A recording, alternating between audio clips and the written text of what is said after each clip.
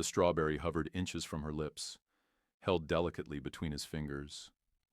Mia's breath caught as Damon leaned closer across the candlelit table, his dark eyes burning with an intensity that made her tremble. Open your mouth. "Open," he commanded softly. She parted her lips, and the moment the fruit touched her tongue, tears spilled down her cheeks. Not from sadness, but from the overwhelming rush of actually feeling something after so long. The sweetness exploded across her senses, and she couldn't hold back a small sob. "That's it," Damon murmured, his thumb brushing away her tears. "Feel it all. Don't hold back anymore." "How did we get here?" Mia whispered, her voice breaking. "How did you make me feel again?" He smiled, dangerous and possessive. "Because you're mine now, and I take care of what's mine. Forever." The scene froze on her radiant, tear-streaked face before shattering like glass. 8 weeks earlier, Mia sat rigid in an uncomfortable chair at Gabriel's funeral. Reception. Her designer black dress perfectly pressed, her makeup flawless, her expression completely empty. A colleague of Gabriel's approached with the obligatory sad smile. "How are you holding up, dear? If there's anything you need—" "I'm fine. Really," Mia replied automatically, the words hollow. She'd said them so many times today they'd lost all meaning. She reached out to touch a white lily in the arrangement beside her, her fingers brushing the petals. Nothing. She felt absolutely nothing. The truth was, Mia couldn't remember the last time she'd felt anything at all. Everyone assumed she was drowning in grief, but the reality was far worse. She was numb, completely and utterly numb, and she'd been this way long before Gabriel died. That night, alone in her waterfront penthouse, Mia stood in her bathroom running a bath. She tested the water with her hand, watching it turn red from the heat, but barely registering the pain. She pulled her hand out and stared at it, confused by her own lack of reaction. "What's wrong with me?" she whispered to her reflection. The following nights blurred together in a haze of insomnia and restlessness. Mia would lie in her king-sized bed, staring at the ceiling, the sleeping pills on her nightstand untouched, because even medication couldn't quiet the screaming silence in her head. On the 5th night, she couldn't take it anymore. At 2 a.m, she grabbed her keys and drove with no destination in mind. The Seattle rain hammered against her windshield as she navigated empty streets, everything blurred and gray, matching the fog in her mind. She found herself in Pioneer Square, and that's when she saw it, a warm golden light spilling onto the wet pavement from a small restaurant. Soul Kitchen. Through the rain-streaked window, she could see a few late-night customers laughing, eating, living. The sight of their vitality drew her like a lifeline. Before she could talk herself out of it, Mia parked and walked inside. The warmth hit her first. Then the smells, rich and complex, spices she couldn't name, garlic and sesame and something almost sweet. A few customers sat scattered at tables, and soft Korean music played in the background. For the first time in months, maybe years, Mia felt like she could breathe. She slid into a corner booth, and when a waiter approached, she ordered tea. Just tea. The thought of eating made her stomach clench with anxiety she didn't understand. She'd been sitting there for maybe 10 minutes when she felt it. The weight of someone's gaze. Mia looked up to find a man standing near the kitchen entrance, watching her with an intensity that should have frightened her, but instead made her heart race for the first time in forever.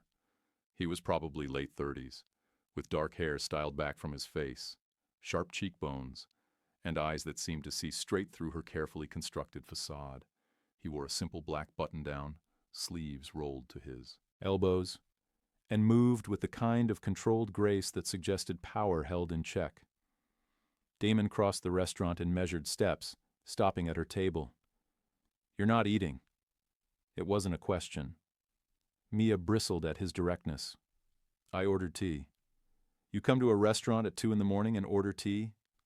His accent was slight, his English perfect, but there was something in the cadence that spoke of soul. Something about his bluntness cracked through her polite shell. "I couldn't sleep. I just needed to be somewhere that felt alive.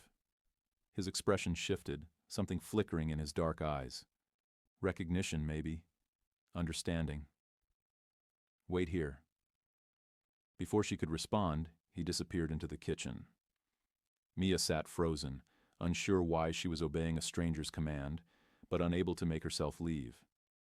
5 minutes later, he returned with a small plate. On it sat beautifully arranged Korean comfort food, steam rising in delicate wisps, colors vibrant against white. Porcelain. He placed it in front of her and sat down across from her without invitation. Eat. Actually taste it. Don't think. Just feel. I don't... Mia started. Eat, he repeated, and something in his tone made it impossible to refuse. She picked up the chopsticks with trembling hands and took a small bite of kimchi jjigae. The moment it touched her tongue, something inside her broke open. Warmth flooded her mouth, spicy and rich and complex, and with it came a rush of sensation so overwhelming that tears spilled down her cheeks. I can taste it, she gasped, pressing her hand to her mouth. I can actually feel it. Damon leaned back, studying her with those penetrating eyes. When's the last time you let yourself feel anything? The question hit her like a physical blow. I don't know, she admitted, her voice breaking. Years, maybe. I thought I was broken. I thought something inside me had died. You're not broken, he said with absolute certainty. You're starving. There's a difference. Mia looked up at him through her tears, and in that moment, something passed between them. Something dangerous and undeniable. A connection that defied logic and probably sanity. What's your name? She asked. Damon. And you are? Mia. They sat in silence for a moment, the weight of the introduction settling between them. Finally, Damon stood, but his eyes never left hers. Come back tomorrow night, same time. Let me feed you again. It wasn't quite a command, wasn't quite a request. It was something else entirely. A challenge, maybe. Or a promise. Mia should have said no, should have thanked him politely and never returned. But as she drove home that night, she could still taste the food on her tongue, could still feel the echo of sensation in her body. And for the first time since Gabriel's funeral, maybe since long before, she felt a pull towards something, towards someone. She returned the next night, and the night after that, and the night after that. By the fourth night, it had become a ritual. Mia would arrive at 2 a.m, and Damon would lock the door behind the last customer, leaving just the two of them in the warm glow of the restaurant. He never asked why she came. He simply fed her. Each night brought a different dish, each one carefully chosen, prepared with his own hands. He would watch her taste everything, his attention so focused it felt like a physical touch. Close your eyes, he instructed on the 5th night, holding out a spoonful of something fragrant. Why? Because you think too much. Stop thinking. Just feel. Mia closed her eyes and opened her mouth. The flavor was sweet and savory at once, complex layers unfolding on her tongue. She made a small sound of pleasure, and when she opened her eyes, Damon was watching her with an expression that made heat pool in her belly. What are you running from, Mia? He asked quietly. The question caught her off guard. What makes you think I'm running? Because I know what running looks like. I've been doing it my whole life. She set down her spoon, meeting his gaze.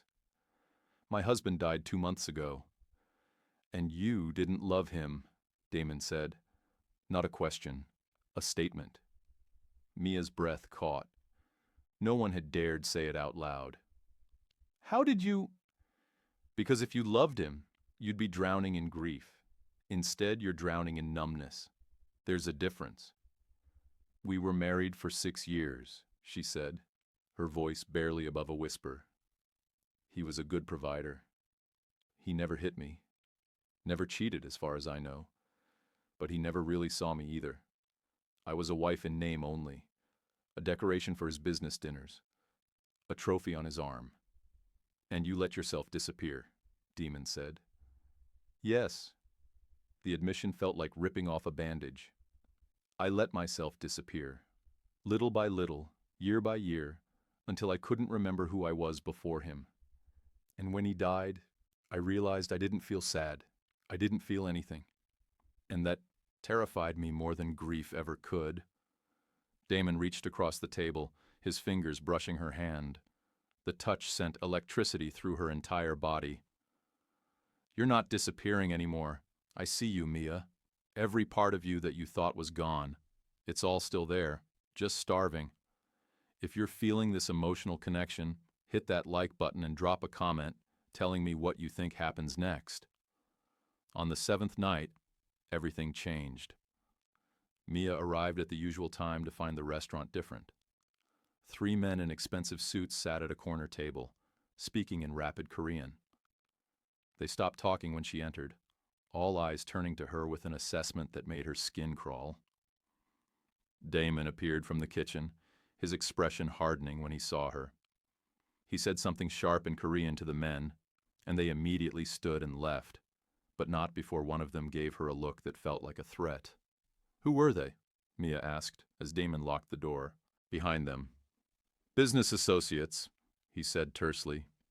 Damon, what kind of business are you really in? He turned to face her, and for the first time, she saw something dangerous flash in his eyes. Come with me. He led her to his office in the back, a space she'd never seen before. Once inside, he closed the door and leaned against his desk, arms crossed. I need to tell you something, he said. And after I do, you'll probably want to leave and never come back. Mia's heart hammered, but she stood her ground. Tell me. This restaurant is real. The food is real. But it's also a front. I run operations for the Bayek organization. We handle financial logistics, protection services, and other business throughout the Pacific Northwest. The words hung in the air between them. Mia should have been shocked, horrified. Instead, she felt oddly calm. You're telling me you're in the Korean Mafia? Yes. And my husband, Gabriel? Did he have connections to your organization? Damon's jaw tightened. He handled money for us, laundering, investment strategies. He was good at making dirty money clean. Mia sank into a chair, her mind reeling. So our entire marriage was built on lies. He wasn't a financial consultant. He was a criminal. Yes, and when he died, he left debts, significant debts. She looked up sharply. Is that why you've been feeding me, getting close to me? You want me to pay Gabriel's debts? No. Damon moved toward her, crouching down so they were eye level. I came to your house 3 weeks before Gabriel died. I was going to pressure him for payment. Instead, I saw you through the window. You were sitting alone in that big house, staring at nothing, and even from outside I could see you were already dead inside. I went to Gabriel's funeral, watched you accept condolences without feeling them. You were a ghost, Mia, beautiful and hollow and fading away. I told myself to collect the debt from his estate and forget you. Then, you walked into my restaurant and I saw that same look, like you were searching for something to make you feel alive, even if it was pain. He took her hands in his. I don't want Gabriel's money. I want you. Alive. Fighting. Real. I want to keep feeding you until you remember what it means to hunger for something. To want something so badly it scares you. Mia's breath came in short gasps. You barely know me. I know you're not eating because you've forgotten how to want anything. I know you can't sleep because you're afraid of the silence. I know you drive around at 2 a.m. because being alone with your thoughts feels like drowning. His grip tightened. I know you, Mia. Better than your husband ever did. This is insane, she whispered, but she didn't pull away. Yes, he agreed. And you're tired of being sane. Tired of being safe and numb and half alive, aren't you? She was. God help her. She was so tired of feeling nothing. What do you want from me? She asked. Everything. I want you to stop hiding. Stop pretending. Stop starving yourself of every feeling because you're afraid of what wanting might cost you. And what if being close to you is dangerous? It is dangerous, Demon said bluntly. My world is violent and unpredictable. Gabriel's associates are asking questions about you. Being with me puts you at risk. Then I should leave.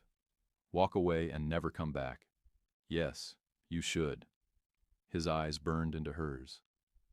Are you going to? Mia stared at this dangerous stranger who somehow saw her more clearly than anyone ever had. She thought about her empty penthouse, her hollow days, her sleeping pills and sleepless nights. She thought about the numbness that had nearly killed her more slowly than any bullet ever could. No, she breathed. I'm not going anywhere. The distance between them evaporated. Damon's hands framed her face, his thumbs brushing her cheekbones as he searched her eyes. Say it again. I'm not leaving. Whatever this is, whatever happens, I'm not going back to being numb. I'm not going back to that half-life. You're mine then, he said, and it wasn't a question. Yes. The word came out as a gasp. I'm yours. When their lips met, it was like every sensation Mia had been denying herself came flooding back at once. She felt everything, the heat of his mouth, the strength of his hands, the thundering of her own heart. Tears streamed down her face, but this time they were tears of relief, of finally feeling alive. Make sure you're subscribed, because you won't want to miss what happens next in this intense journey. They stayed tangled together in his office until dawn began to creep through the windows. When Mia finally pulled back, breathless and overwhelmed, Demon kept her close, his forehead resting against hers. There's no going back from this, he warned. Once you're mine, I don't let go. Good, Mia whispered, because I'm tired of being let go. I'm tired of not mattering enough for someone to hold on. For 2 weeks, Mia lived in a haze of sensation and danger.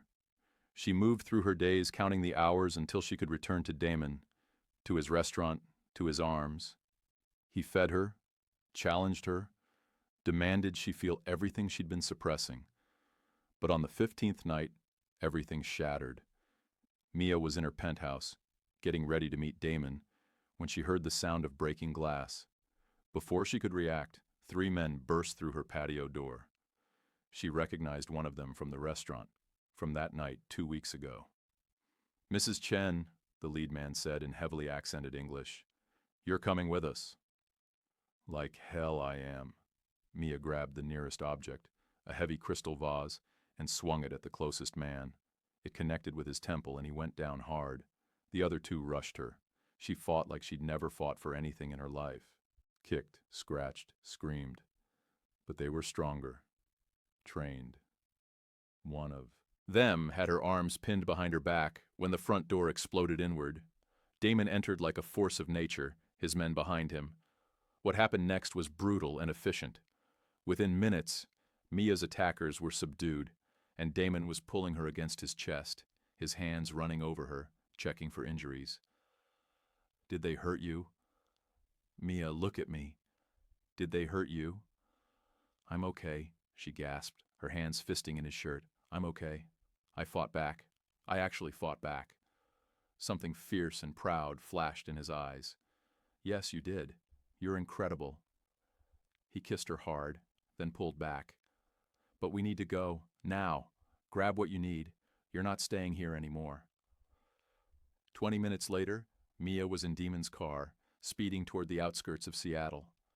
He took her to a compound in the mountains, a fortress of glass and steel hidden among the trees. This is one of my safe houses, he explained as he led her inside. You'll stay here until I handle Lee Chang-min. Who? The man who sent those thugs. He runs a rival organization. He knows about you, about us. He thinks taking you will give him leverage over me. Mia sank onto a leather couch, adrenaline finally wearing off. So this is your world. Violence and threats and safe houses. Demon knelt in front of her, taking her hands. Yes, this is my world. And I'm sorry I brought you into it. But I'm not sorry I found you. I'm not sorry I made you mine. I'm not sorry either, Mia said, surprising herself with the truth of it. For the first time in years, I feel alive. Terrified, but alive. You don't have to stay in this world, Damon said quietly. I can make arrangements. New identity, new city. You'd be safe. Away from you. Yes. Mia looked at this dangerous man who had awakened her from a living death. I don't want safe if it means going back to numb. I want this. I want you, even if it's terrifying. He pulled her close, burying his face in her hair. Then we fight. Together. The next morning, Mia was going through her laptop, which Demon's men had retrieved from her penthouse. She opened Gabriel's old files, something she'd avoided for months. And there, hidden in encrypted folders, she found everything. Bank accounts, wire transfers, communication logs. Gabriel hadn't just been laundering money for the bank organization. He'd been embezzling from multiple groups, including Lee Chang-min's organization. Over $40 million, carefully skimmed and hidden. She brought the laptop to Damon. I know how to end this. His eyes widened as he scanned through the files. Your husband was more of a criminal than I knew. He was a thief. And I can prove Lee Chang-min has just as much claim to this money as anyone. She met Damon's gaze. Let me negotiate. Let me handle this.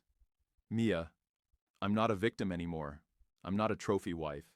I'm your partner, so let me be your partner.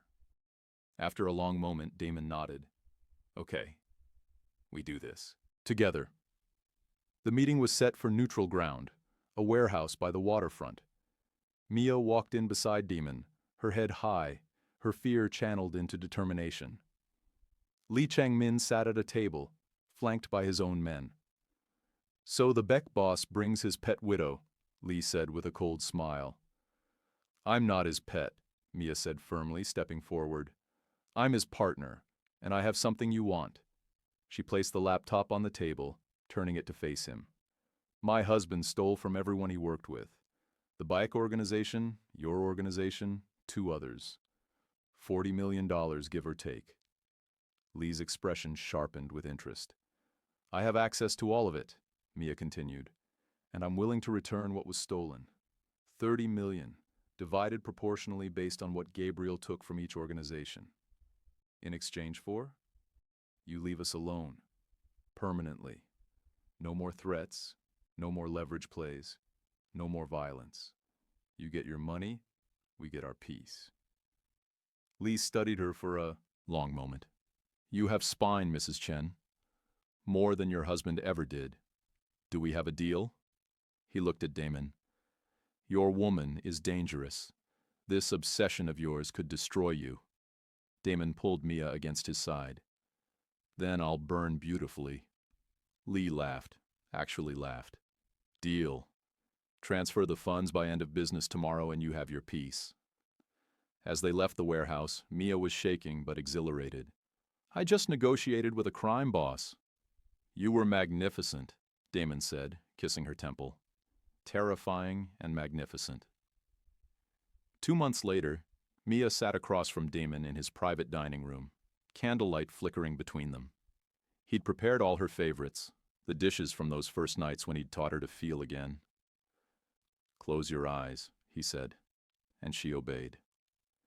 She felt the brush of fruit against her lips, the sweet burst of strawberry on her tongue, and tears slipped down her cheeks. Not from sadness, but from the overwhelming gratitude of being so completely, utterly alive. Don't stop, she whispered, opening her eyes to meet his. Don't ever stop showing me how to feel. Demon wiped away her tears, his smile both tender and possessive. Never. You're mine, Mia. Forever mine. Forever yours, she agreed, and meant it with every awakened cell in her body. She'd traded safety for danger, numbness for intensity, death for life, and she'd never felt richer. If this story moved you, make sure to like, comment, and subscribe for more intense romance stories that will keep you on the edge of your seat. What did you think of Mia's transformation? Let me know in the comments below.